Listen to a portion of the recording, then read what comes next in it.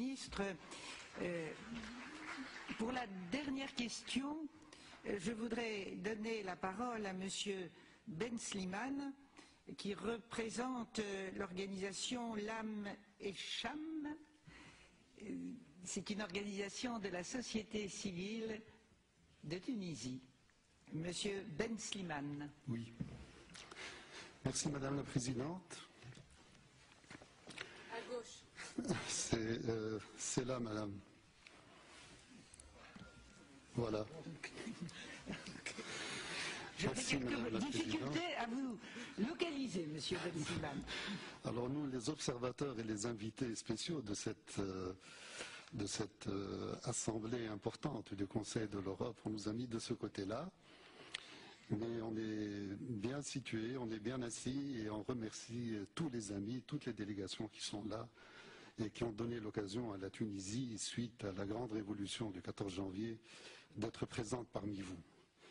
Nous sommes une petite délégation qui représente la société civile et politique de la Tunisie révolutionnaire. Je représente moi-même et je suis président d'un réseau de 84 associations citoyennes qui s'appelle L'Am et Cham, qui veut dire être ensemble ou avançant ensemble. Donc c'est un réseau associatif important, je pense que c'est un des réseaux les plus importants qui agit dans l'espace citoyen et de la reconstruction démocratique de la Tunisie. Je suis accompagné par Madame Béziou, qui est la secrétaire générale adjointe d'un nouveau parti politique qui est né après le 14 janvier, qui s'appelle AFAC, et qui veut dire perspective démocratique.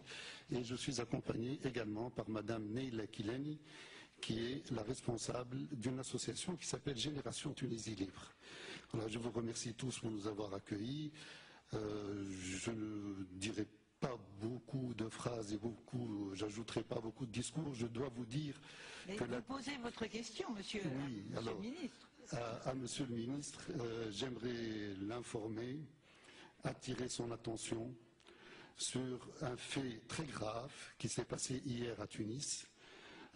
Notre collectif d'associations a organisé une manifestation de soutien aux artistes et à l'expression libre des intellectuels au centre-ville de Tunis dans un cinéma qui s'appelle l'Africa.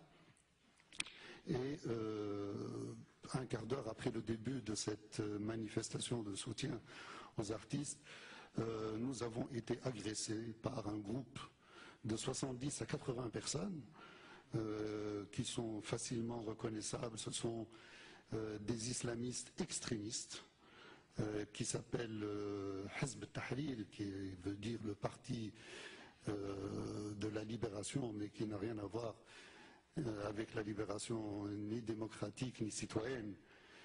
Malheureusement, nous avons été obligés pendant presque une heure d'assurer l'autodéfense des participants et des gens qui étaient dans la salle, où il y avait des jeunes, des enfants, des parents, des femmes, des hommes. Et j'aimerais aussi dire que les forces de sécurité et les forces de police ont mis une heure pour arriver sur place alors qu'elles sont situées à 50 mètres de la salle. Le gouvernement de la transition doit être là. Et il doit être dans la rue, il ne doit pas être dans les salons, il ne doit pas être dans les ministères, il doit être dans la rue pour défendre la citoyenneté et pour soutenir les organisations citoyennes. Nous sommes dans les places publiques et dans les villages. C'est là où la bataille a lieu. Voilà, j'aimerais que le Conseil de l'Europe aussi soit vigilant par rapport à ça et apporte tout son appui à la société citoyenne, à toutes les organisations qui luttent pour la démocratie et qui luttent pour la parité et l'égalité. Merci, Madame. Merci, Monsieur. Vous voyez que la liberté de parole est très respectée dans cet hémicycle. Monsieur le Ministre, je vous en prie. Je peux qu'adhérer et soutenir les propos de mon collègue Mansour Ben Slimane, qui est par ailleurs un collègue de l'université. Et bien évidemment, il m'apprend ce qui s'est passé hier et je ne peux que le regretter et le condamner de la manière la plus ferme et la plus claire. Il reste à vous préciser que ce parti dont a parlé M. Ben Slimane est un parti illégal, puisqu'il n'a pas été autorisé, et que depuis quelque temps, il s'active comme ça par des actions spectaculaires, que ce soit sur la plage, que ce soit dans ce cinéma dont il vient de parler.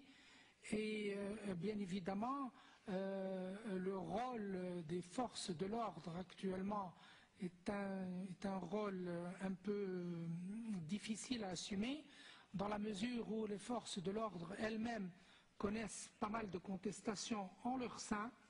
Nous avons même assisté, et nous assistons à des mouvements de grève au sein des forces de l'ordre. Et comme je le disais, évidemment, la recomposition de tout cela est une recomposition difficile.